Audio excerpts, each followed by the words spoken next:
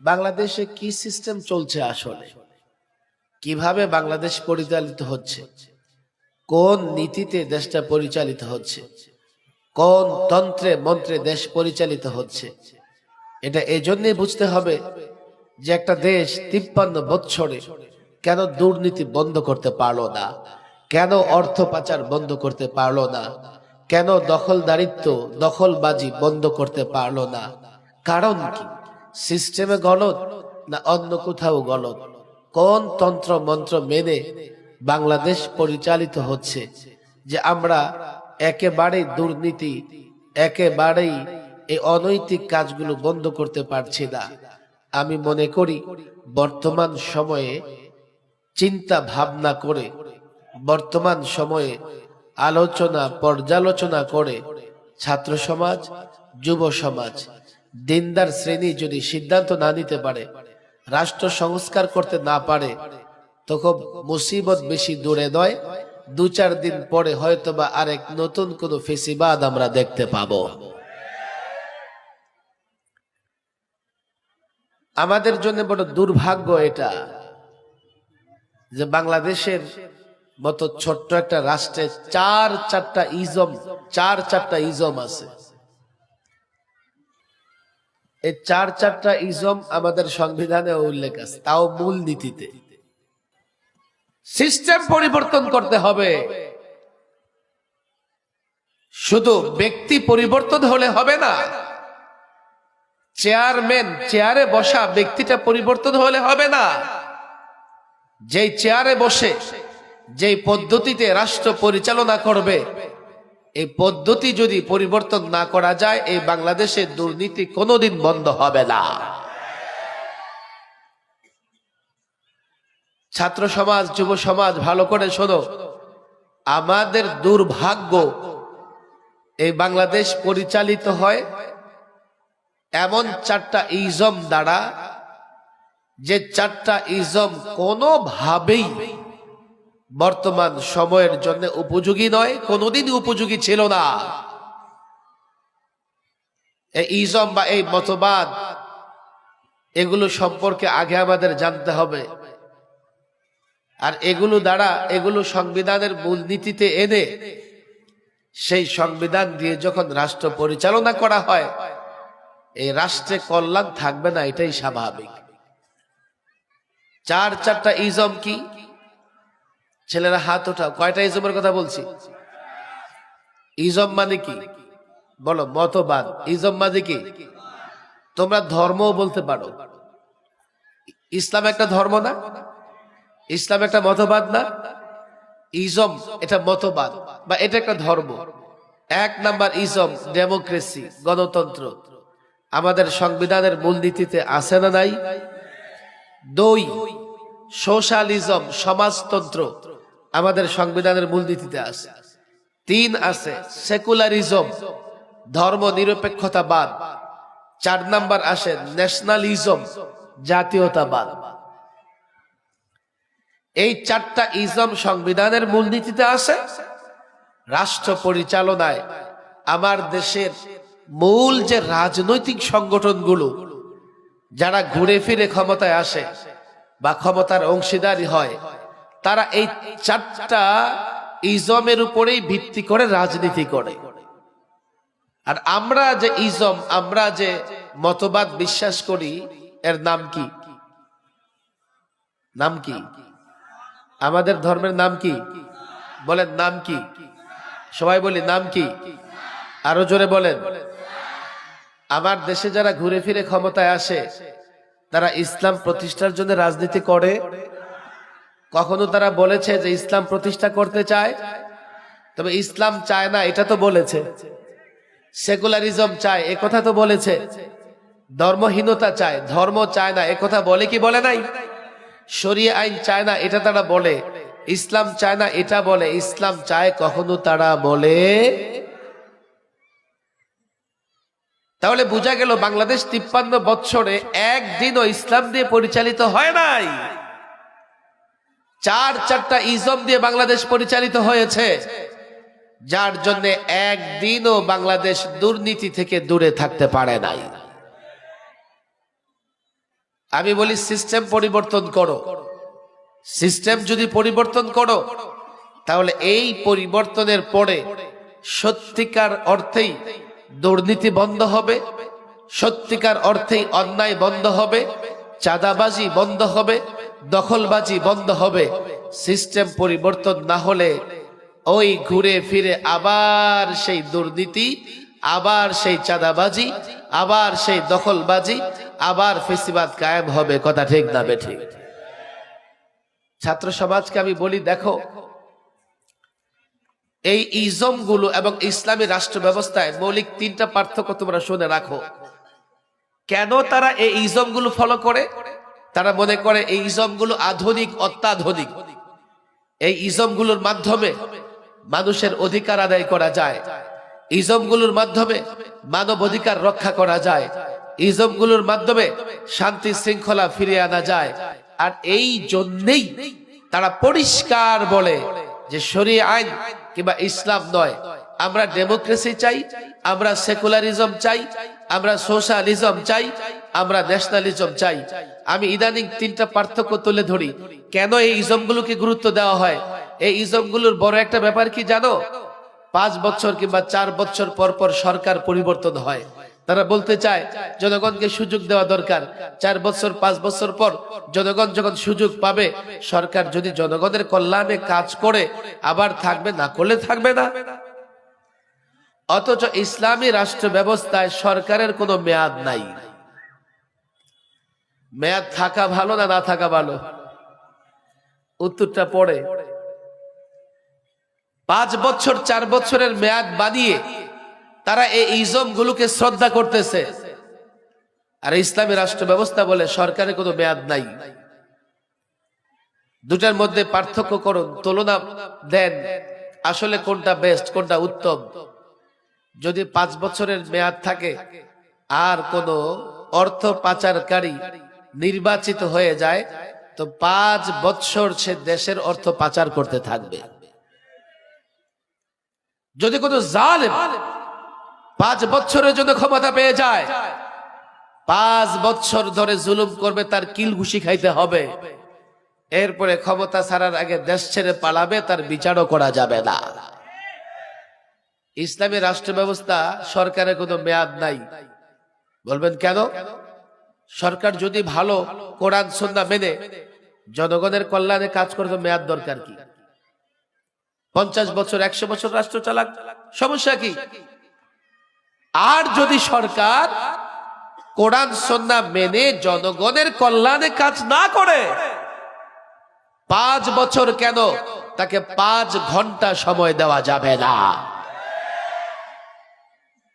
এবার বলেন, মেয়াদ থাকলে ভালো না না থাকলে ভালো? 2 নম্বর পার্থক্য, প্রচলিত সিস্টেম আর ইসলামী রাষ্ট্র ব্যবস্থার 2 নম্বর পার্থক্য। প্রচলিত রাষ্ট্র ব্যবস্থায় সরকারি দল বিরোধী দল আছে, ইসলামী রাষ্ট্র ব্যবস্থায় সরকারি দল বিরোধী দল নাই।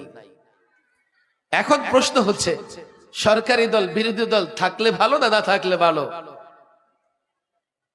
একটু চিন্তা করলে বুঝবেন সরকারি দলের কাজটা কি। সরকার যা করে সরকারি দল তাকে সাপোর্ট করে। আমরা দেখেছি বাংলাদেশের 53 বছর রাজনীতিতে সরকার যদি কোরআন সুন্নাহ বিরোধী কিছু করে, তারপরেও সরকারি দলের লোকেরা সরকারকে সাপোর্ট করে। কথা ঠিক না বেঠিক? বিরোধী দলের কাজটা কি? বিরোধী দলের কাজ হচ্ছে সরকার যাহা কিছু করুক না কেন, ভালো কিংবা মন্দ, বিরোধী দল কেবল বিরোধিতাই করবে। ইসলামী রাষ্ট্র ব্যবস্থায় কোন সরকারি দল বিরোধী দল নাই। কেন নাই? সরকার যদি কোরআন সুন্নাহ মেনে জনগণের কল্যাণে কাজ করে, তো প্রত্যেকটা জনগণের উপর ওয়াজিব সরকারের আনুগত্য করা। এখানে আবার বিরোধী দলের প্রশ্ন কেন আসবে? কোন বিরোধিতা করবার সুযোগ নাই। আবার সরকার যদি কোরআন সুন্নাহর বাইরে গিয়ে কাজ করে, জনগণের কল্যাণের বাইরে গিয়ে কাজ করে, সরকারি দল হয়ে সরকারকে সমর্থন করার সুযোগ নাই। দেশের প্রত্যেকটা জনগণের উচিত হবে সরকারের বিরোধিতা করা। বুঝার চেষ্টা করো, এই যে পশ্চিমারা সিস্টেম তোমাদের উপর চাপায়া দিছে, এই সিস্টেমের কারণে কি হয়েছে? ক্ষমতায় বসে থাকে বাংলাদেশের চেয়ারে, তাদের সিস্টেম মানবার কারণে, তাদের তন্ত্র মন্ত্র মানবার কারণে তাদের গোলামি করা ছাড়া দেশ পরিচালনা করতে পারে না।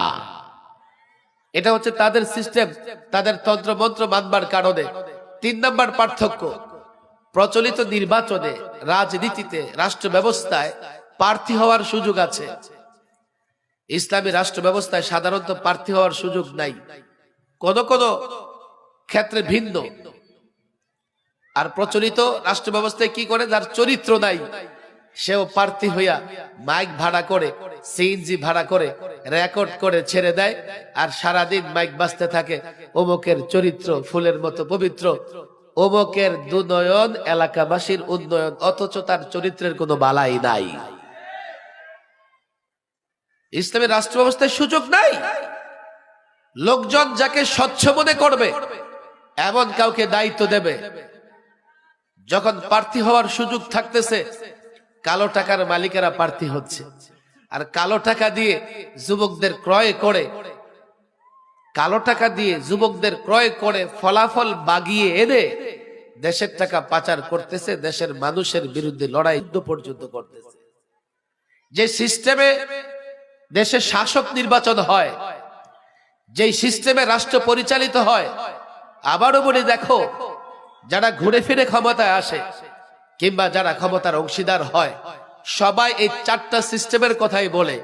কেউ ডেমোক্রেসির কথা বলে, কেউ সেকুলারিজমের কথা বলে, কেউ সোশ্যালিজমের কথা বলে, কেউ বা ন্যাশনালিজমের কথা বলে।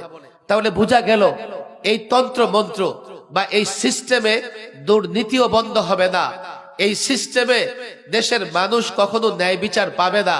বাকি থাকলো ইসলাম।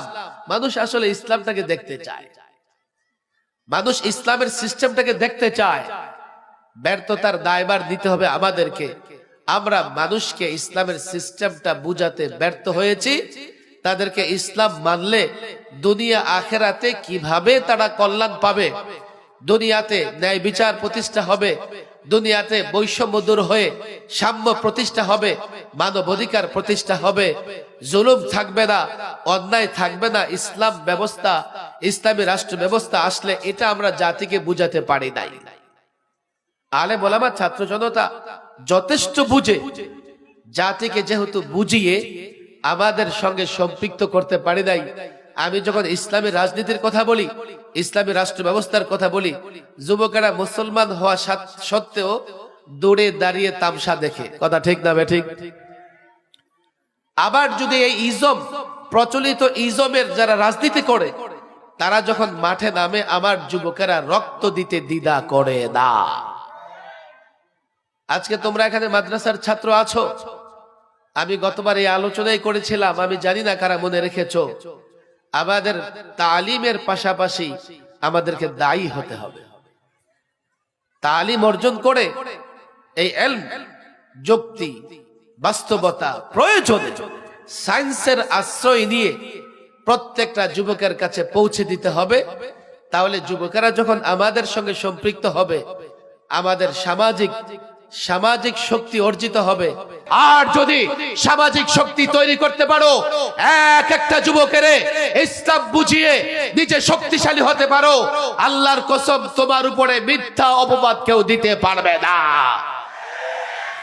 আমাকে বলো, এই বাংলাদেশে যদি অ্যারিস্টটলের ডেমোক্রেসির কথা বলা যায়, এই বাংলাদেশে যদি লেনিন কার্ল সমাজতন্ত্রের কথা বলা যায়, এই বাংলাদেশে যদি জন লকের ধর্মনিরপেক্ষতার কথা বলা যায়, এই বাংলাদেশে যদি ন্যাশনালিজমের কথা বলা যায়, ইসলামের কথা কেন বলা যাবে না?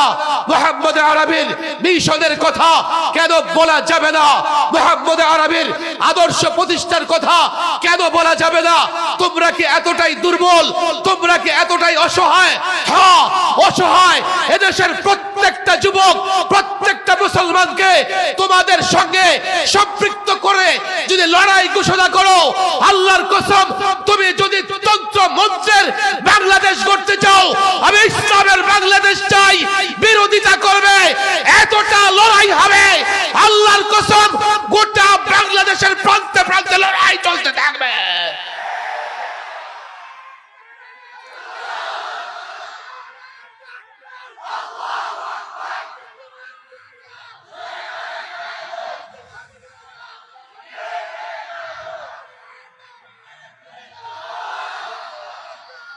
তোমরা একটু খেয়াল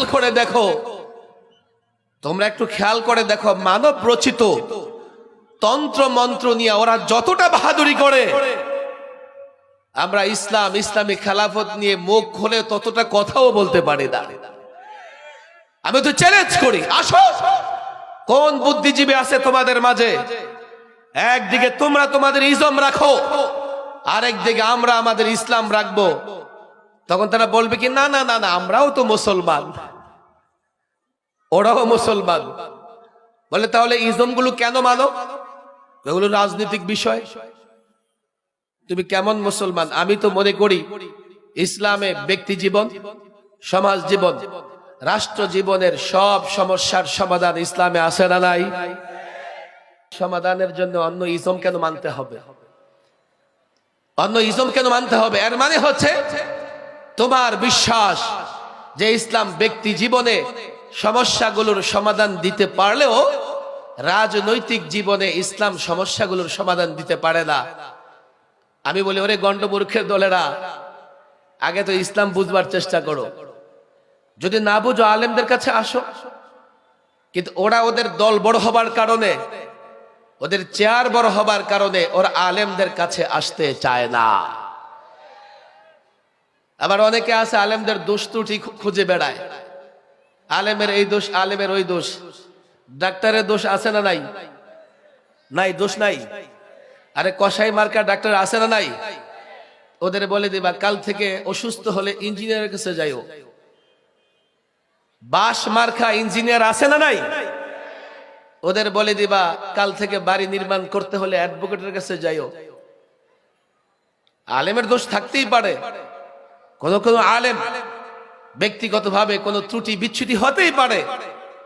এরপরেও সমাধানের জন্য, কোরআন সুন্নাহর সমাধানের জন্য আলেমের কাছে যেতে হবে, ডাক্তার ইঞ্জিনিয়ারের কাছে গেলে হবে না।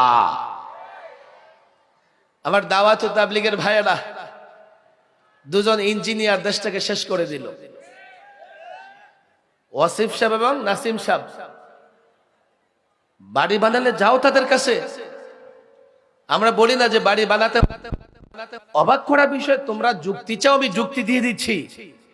একদিকে ইসলাম রাখো, আরেকদিকে ইজম রাখো। যদি বলো যে তোমরা রাজনৈতিক কারণে এই তন্ত্র মন্ত্র এগুলোকে ফলো করো, আমি তোমাদের চ্যালেঞ্জ করি, ইসলাম যে রাজনৈতিক দর্শন দিয়েছে, ইসলাম রাষ্ট্র পরিচালনার যে বিধান দিয়েছে, নীতি দিয়েছে, আমি ওপেন চ্যালেঞ্জ করি, আমি ইসলাম নিয়ে তোমাদের সঙ্গে বসবো একা, আর তোমরা ইজম নিয়ে কমপক্ষে 10 জন আসো।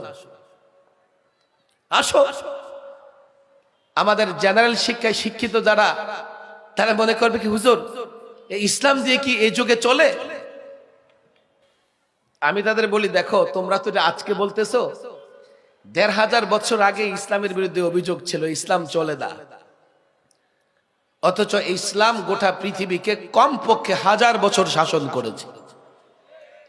আর তোমাদের তন্ত্রমন্ত্র সোশ্যালিজমের কথা বলে, অথচ এই সমাজতন্ত্র দিয়া রাশিয়া এক যুগও চলতে পারে নাই। রাশিয়া টুকরা টুকরা হয়ে গেছে। ব্রিটিশরা 200 বছর ভারত শাসন করেছে। অনেকে মনে করবে, হুজুর ব্রিটেনে তো গণতন্ত্র আছে, দেখছেন কত ইউরোপ উন্নত হয়ে গেছে গণতন্ত্রের কারণে। তা আমি তারা বলি, তোমার 14 গোষ্ঠী বোকা। ব্রিটেনে কোনো নির্বাচন হয় না, শাসক রাজা নির্বাচন হয় না, সেখানে কর্মচারী নির্বাচন হয়। ব্রিটিশ যে রাজা, সে নির্বাচিত হয় না। বর্তমান যে চার্লস আছে, তাকে কে নির্বাচন করেছে? বংশানুক্রমে ব্রিটিশে রাজা হয়। তবে হ্যাঁ, ব্রিটিশে প্রধানমন্ত্রী লেভেলে একটা নির্বাচন হয়। আমি বলি সেটা কর্মচারী থেকে নেতা নির্বাচন হয়। মূল নেতা সে বংশানুক্রমে আসে। আমি জানি না এই কথাটা বুঝাইতে পারতেছে কিনা। ইউরোপ আমেরিকাকে গোটা পৃথিবী ফলো করে। সেই ইউরোপে গণতন্ত্র কোথায় আছে? 2য় শ্রেণীর নাগরিকদের জন্য।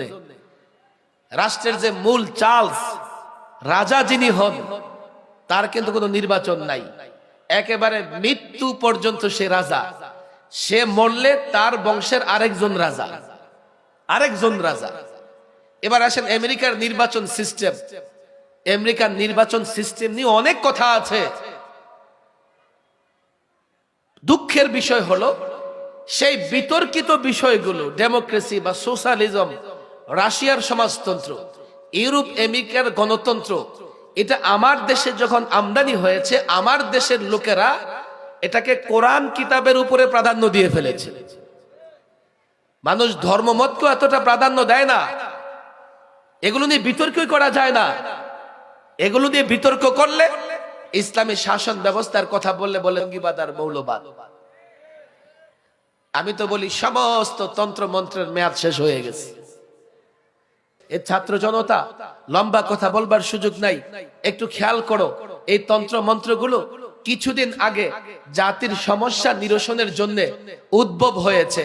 এখন এই জাতি বিশ্ব বুঝে গেছে এই তন্ত্র মন্ত্র দিয়ে জাতির সমস্যাগুলোর সমাধান হবে না। এখন জাতি হতাশ, জাতি এখন নৈরাশ। তারা আরেকটা ফর্মুলা দেখতে চায়, আরেকটা তন্ত্র মন্ত্র দেখতে চায়, যার মাধ্যমে তাদের মৌলিক সমস্যাগুলোর সমাধান হবে। এই সময়ে যদি তুমি ইসলামকে জাতির সামনে তুলে ধরতে না পারো, এই সময়ে যদি ইসলামকে তুমি জাতির সঙ্গে পরিচয় করিয়ে দিতে না পারো, চীন থেকে কেউ দাঁড়িয়ে যাবে আরেক থিওরি নিয়া, ভারত থেকে কেউ দাঁড়িয়ে যাবে আরেক থিওরি নিয়া। জাতি যেহেতু হতাশ, মানুষ যেহেতু হতাশ, তারা আবার সেই থিওরিকে আপন করে নেবে। তখন কিন্তু তুমি ফেসিবাদ আর জুলুমের বৃত্ত থেকে বের হতে পারবে না।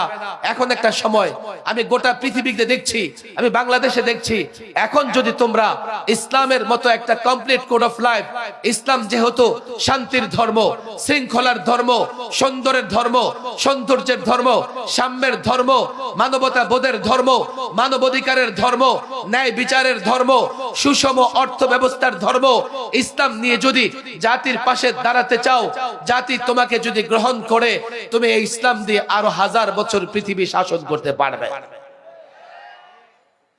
বোঝার চেষ্টা করো। যদি এখন ইসলাম নিয়ে তোমরা জাতির পাশে না দাঁড়াতে পারো, ভালো খাবার, ক্ষুধার্ত ব্যক্তির কাছে ভালো খাবার না থাকলে সে নোংরা খাবার খেয়ে পেট ভরার চেষ্টা করে। এই মাহফিলগুলোতে আজকে আমি একটা ওয়াদা নিব ছাত্র জনতার কাছ থেকে, নতুন করে আমাদের কাজ করতে হবে। দেখো, এই যুব সমাজকে আমাদের সঙ্গে সম্পৃক্ত করতে হবে। যুব সমাজকে যদি আমরা সম্পৃক্ত করতে না পারি, আমরা কিন্তু মাথা উঁচু করে আর দাঁড়াতে পারবো না। না হলে আবার এক নতুন ফর্মুলা এসে, নতুন তন্ত্র মন্ত্র এসে আমার ইসলামের উপরে মাতাব্বরি করবার চেষ্টা করবে। আমি গতবার একই আলোচনা করেছি, ইসলামটা পূর্ণাঙ্গ ইসলাম জানবার চেষ্টা করব তো ইনশাআল্লাহ। হাত তোলা ওয়াদা করব। শুধু মাহফিলে কানের মজা আর বক্তার মুখের মজার কোনো মানে আছে? হাত লম্বা করে হাত। ইসলামটা পূর্ণাঙ্গ ইসলাম জানবার চেষ্টা করব তো ইনশাআল্লাহ। সবাই বলি চেষ্টা করব তো ইনশাআল্লাহ। 2 নাম্বার ওয়াদা, এই পূর্ণাঙ্গ ইসলাম জেনে বুঝে মানুষের কাছে প্রচার করব তো ইনশাআল্লাহ। দুর্বল ওয়াদা, পাক্কা ওয়াদা করব তো ইনশাআল্লাহ। ফাইনালি একটা কথা, বাংলাদেশে হাফিজ হুজুর রাহিমাহুল্লাহ ইসলাম প্রতিষ্ঠা, খেলাফত প্রতিষ্ঠার জন্য কাজ করে গেছেন। করেন না? করেন নাই? হযরত হাফিজ হুজুরের সূত্র ধরে এখন যারা মাঠে কাজ করতেছে, রহমানিয়া, লালবাগ বা চরমনাই, সূত্র হযরত হাফিজ হুজুর রাহিমাহুল্লাহ। হযরত হাফিজ হুজুর রাহিমাহুল্লাহ সূত্র ধরে লালবাগ কেন্দ্রিক আল্লামা মুফতি আমিন রাহিমাহুল্লাহ এদেশে খেলাফত প্রতিষ্ঠা, এদেশে ইসলামী শাসন প্রতিষ্ঠার কাজ করেছে। আমরা চেষ্টা করতেছি। দেখো, তোমরা আমাদের এই ছোট্ট চেষ্টাকে ছোট মনে করো না। আমি জানি ছোট চেষ্টা, এই চেষ্টাকে অব্যাহত রাখতে গিয়েই গত ফেসিবাদের আমলে 3বার সরকারি মেহমান হওয়া লাগছে, মাসের পর মাস রিমান্ড খাটা লাগছে। একটা আশা নিয়ে এই কাজ করেছি, যাতে ইসলামের জান্ডা অবনমিত না হয়, ইসলামের জান্ডা যাতে নিচে না পড়ে যায়। এই ইসলামের জান্ডা, ইসলাম প্রতিষ্ঠার আন্দোলনকে উঁচু রেখে তোমাদের হাতে সুপুর্দ করে দিতে চাই। কিন্তু তোমরা কি এর জন্য প্রস্তুত আছো?